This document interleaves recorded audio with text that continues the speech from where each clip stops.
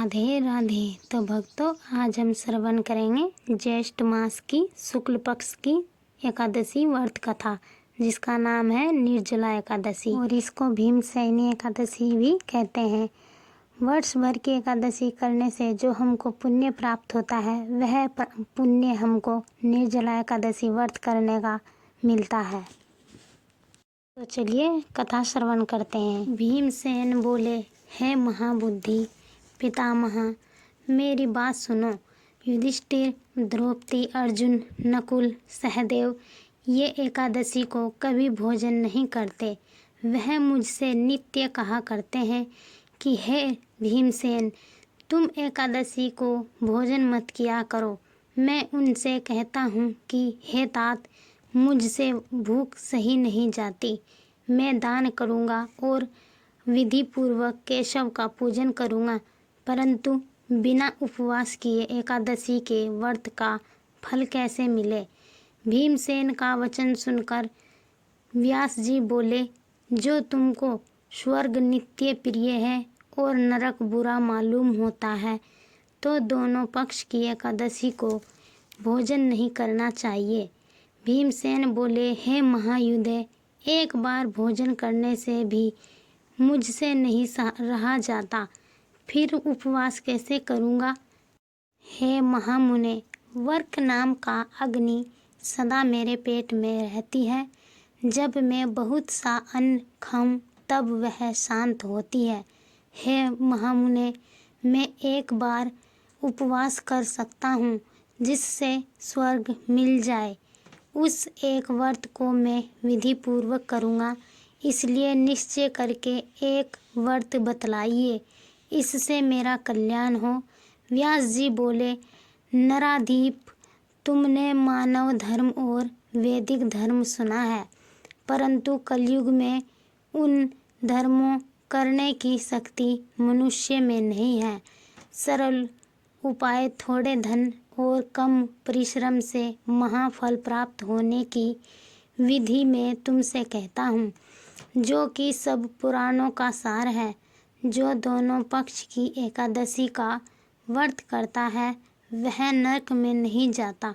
व्यास जी का वचन सुनकर भीमसेन पीपल के पत्ते की तरह कांपने लगे और डर कर बोले, हे पितामह, मैं क्या करूं? मैं उपवास नहीं कर सकता, इसलिए हे प्रभु, बहुत फलदायक एक ही व्रत को मुझसे कहिए।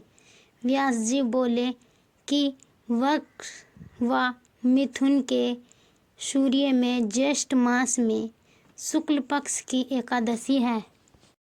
उसका यत्न पूर्वक निर्जल उपवास करना चाहिए। स्नान और आचमन में जल का निषेध नहीं है। मासे भर स्वर्ण का दाना जिसमें डूब जाए, उतना ही जल आचमन के लिए कहा गया है। वही शरीर को पवित्र करने वाला है। गौ के कान की तरह हाथ करके मासे भर जल पीने चाहिए, जिससे थोड़ा या अधिक फल पीने से मदिरा पान के समान होता है। और कुछ न खाए नहीं तो व्रत भंग हो जाता है। एकादशी सूर्योदय से दूसरे दिन के सूर्योदय तक जलपान न करें।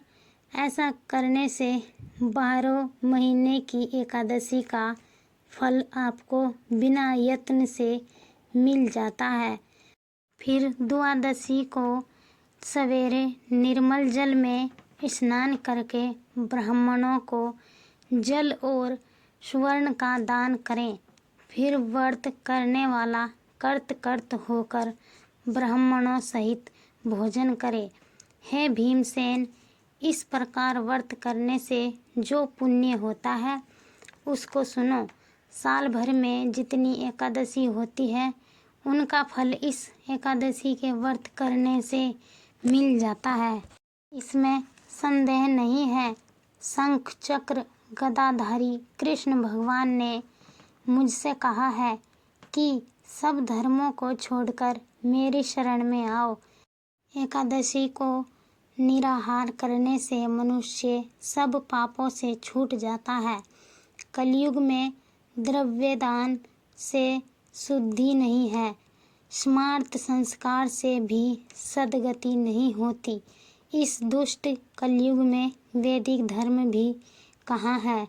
हे वायुपुत्र, बार बार विशेष क्या कहूँ। दोनों पक्ष की एकादशी में भोजन न करें।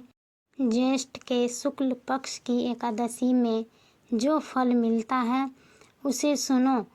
सब तीर्थों से जो पुण्य होता है और सब दान करने से जो फल होता है, हे वर को दर वह फल इस एकादशी का व्रत करने से मिल जाता है। उसी दिन से भीमसेन ने इस निर्जला एकादशी का व्रत किया, तभी से इसका नाम भीमसेन विख्यात हो गया। हे भूपाल, इसी प्रकार से पापों को दूर करने के लिए तुम भी यत्न पूर्वक इसका व्रत और भगवान की पूजा करो। हे अनंत, हे देवेश, मैं आज आपका निर्जल व्रत करूँगा और दूसरे दिन भोजन करूँगा। इस मंत्र को पढ़कर सब पापों को दूर करने के लिए इंद्रियों को वश में करके श्रद्धापूर्वक व्रत को करें। स्त्री अथवा पुरुष का सुमेरु व मंद्राचल पर्वत के समान भी पाप हो तो एकादशी के प्रभाव से भस्म हो जाता है। जो कोई उपवास करके रात्रि में जागरण करते हैं और निर्जला के दिन अन्न, गो वस्त्र, शय्या, आसन, कमंडल, छत्र, पादशान इनका सुपात्र को दान देते हैं, वे सोने के विमानों में बैठकर स्वर्ग को जाते हैं। मनुष्य को सूर्य भक्ति से इस कथा को सुनते तथा कहते हैं, वे दोनों निसंदेह स्वर्ग को जाते हैं। मनुष्य को सूर्य ग्रहण में श्राद्ध करने से जो फल मिलता है वह इसके सुनने वालों को मिलता है। दातून करके इसका नियम करें। मैं केशव भगवान को प्रसन्न करने के लिए आचमन के सिवा एकादशी के व्रत में दूसरा जल ग्रहण नहीं करूँगा। द्वादशी के दिन गंध, पुष्प, जल और दीपक से देवताओं के ईश्वर वामन जी का पूजन करना चाहिए। विधि पूर्वक पूजन करके इस मंत्र का उच्चारण करें। हे देवताओं के ईश्वर, हे इंद्रियों के ईश्वर, हे संसार समुद्र से पार करने वाले, जल से भरे हुए कलश और पंखी के दान करने से मुझको परम गति दीजिए। ऐसा कहकर ब्राह्मण के लिए शक्ति के अनुसार कलश देने चाहिए।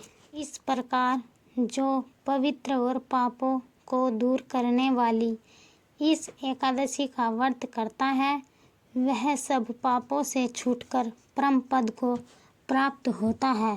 तो भक्तों, यह थी निर्जला एकादशी व्रत कथा। आगे की कथा श्रवण करने के लिए हमारा YouTube चैनल सब्सक्राइब करें। तब तक के लिए राधे राधे।